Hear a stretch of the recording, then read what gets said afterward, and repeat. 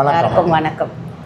ஏங்க, பேக்கெட் மசாலாக்கும் நம்ம தயார் பண்ணுற ஆர்கானிக் மசாலாவுக்கும் என்ன டிஃப்ரெண்ட்?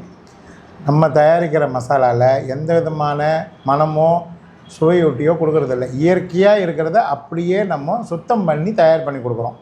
பேக்கெட் மசாலாவில் பலவிதமான ரசாயனங்களை கலக்கிறாங்க. அதனால் அதுக்கு ஆயில் கூட்டி ரொம்ப நாள் தயாராகிற மாதிரி கொடுக்குறாங்க. ஆனால் நம்மளுது 15 நாள் 20 நாளைக்கு மேலே வைக்க முடியாது. கரெக்டுப்பா, அதுவும் கேட்குறாங்க.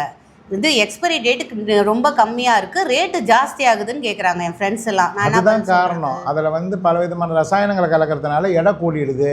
நம்ம எதுவுமே கலக்காதனால எடை கரெக்டாக இருக்குது. 50 கிராம் 100 கிராமுக்கு மேலே வாங்கக்கூடாது. உடனே பயன்படுத்தி காலி பண்ணிடணும். ஓ, இதில் இவ்வளோ விஷயம் இருக்கா? என் ஃப்ரெண்ட்ஸுங்களுக்கெலாம் சொல்லி கண்டிப்பாக அவங்களையும் வாங்க சொல்கிறேன். அவங்களுக்கும் எல்லாத்தையும் புரிய வைக்கிறேன் சொல்லி. இதை பற்றி மேலும் தகவல் யாருக்குன்னா தேவைப்பட்டாக்கா விருட்சம் ஆர்கானிக்ஸில் கமெண்ட் பண்ணுங்கள்.